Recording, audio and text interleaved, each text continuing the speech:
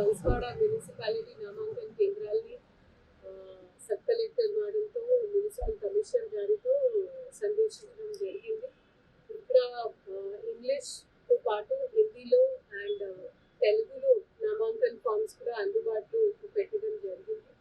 అదేవిధంగా ఇప్పుడు ఏసీసీ గారి నిర్దేశాల మేరకు మేము టీ బోర్డులో కూడా పబ్లిక్ డొమైన్లో కూడా ప్రతిరోజు ఎన్ని నామాంకన్ ఫామ్స్ దాఖలు అయ్యాయో అది కూడా పారదర్శకంతో అప్లోడ్ చేసే క్రమంలో ప్రతి ఒక్క సెంటర్కి ఆపరేటర్స్ కూడా నియమించడం జరిగింది. ఇక్కడ సబ్ కలెక్టర్ గారు, కమిషనర్ గారు, వారి టీం అంతా అందుబాటులో ఉండి మార్నింగ్ 10:30 నుంచి సాయంత్రం 5 గంటల వరకు ఈ ప్రక్రియ సాఫీగా సక్రమంగా జరిగేలాగా వాళ్ళు అప్రమత్తంగా ఉండి పని చేస్తూ ఉన్నారు.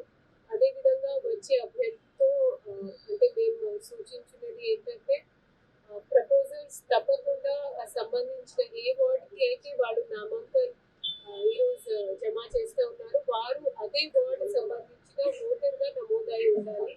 ప్రతి ఒక్క నామాంకన కేంద్రాల్లో వ్యాలిడ్ ఎలక్టోరల్ రోల్ కాపీస్ కూడా అందుబాటులో పెట్టాము. అభ్యర్థి విషయానికి వస్తే మాత్రం అభ్యర్థి మొత్తం మున్సిపాలిటీలో ఏ వార్డుకి సంబంధించిన వాళ్ళు ఓటర్గా నమోదై ఉండవచ్చు. ఈ విషయాలు ఎందుకు చెప్తున్నామంటే అంటే నిజామాబాద్లో మేము సుదీర్ఘ పర్యటించాము కాబట్టి చెప్తున్నాము. మా వార్డ్స్ జంప్ అయినాయి, ఎలక్టోరల్ రోల్స్ కొన్ని తేడాలు వచ్చినాయి అనేది వాళ్ళు రకరకాల అపోహలకి గురి అవుతున్నారు. కాబట్టి దీన్ని దృష్టిలో పెట్టుకొని మేము మళ్ళీ చెప్పేది ఏంటంటే ఎలాంటివి అపోహలు సందేహాలకి గురి కాకుండా మీరు మున్సిపాలిటీలో ఏ వార్డులో ఓటర్గా నమోదైనా మీరు వేరే వార్డులో కూడా కౌన్సిలర్గా లేదా కార్పొరేటర్గా పోటీ చేసుకోవచ్చు.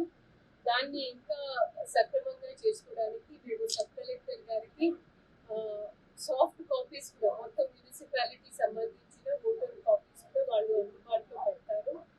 ఎవరికి ఎలాంటివి డౌట్స్ ఉంటే వాళ్ళు వాళ్ళ సీరియల్ నెంబర్, పార్ట్ నెంబర్ను వెరిఫై చేసుకోవచ్చు.